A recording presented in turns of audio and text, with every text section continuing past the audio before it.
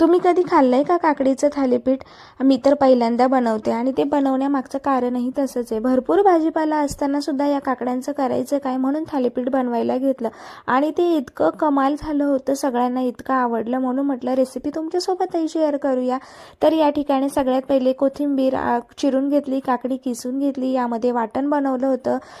त्यामध्ये हिरवी मिरची, लसूण, सफेद तीळ, जिरं मस्त बनवलेलं वाटण.